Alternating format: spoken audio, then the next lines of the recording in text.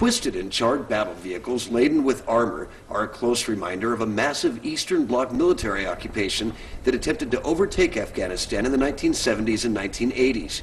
To say the Russian military are not fondly regarded here is an understatement, and after years of occupation and fighting that ended in defeat, these remnants of war are among all that is left.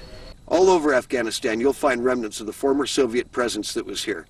But even more recently, the buildings here that are now ruins and the tanks were being used by the Taliban. If it had a voice, there is no doubt that each machine here could tell a story. Many, if not all of the tanks and some of the armored personnel carriers show signs of combat damage. Most have at least been partially stripped, and the tracks are missing from every single military vehicle here. The Soviets left in a hurry when they finally did, their ranks in disarray, flanked by desertion and disease, and pursued by angry Afghans who know how to fight if they know anything at all. The Soviets are just one empire over the last several hundred years that has attempted to invade and occupy this ancient place.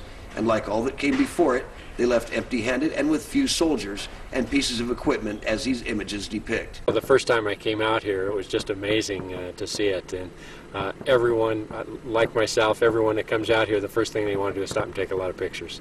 As the weapons of the Soviet military machine now rot in the Afghanistan desert, I've discovered that these complex metals are not easy to recycle, and Afghanistan has few facilities that could accomplish that if undertaken. Now these armored weapons of war have become monuments. What they represent is up to interpretation. When the Russians finally left, many of these machines were made ready for combat again by an even more unpopular regime in recent history, one that has dealt the strongest blow to Americans on their own soil. Well, I know this has always been a military training center for the Afghan armies under the different control, even prior to the time of the Russian invasion.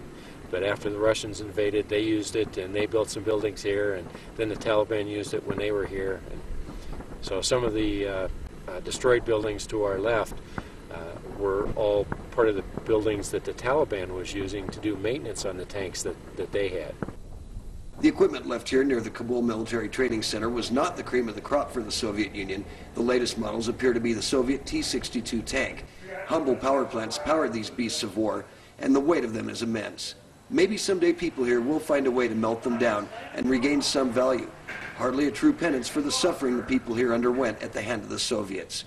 For now, they continue to freeze in the winter and bake under the hot Afghan sun each summer. In Afghanistan, I'm Tim King reporting for SalemNews.com.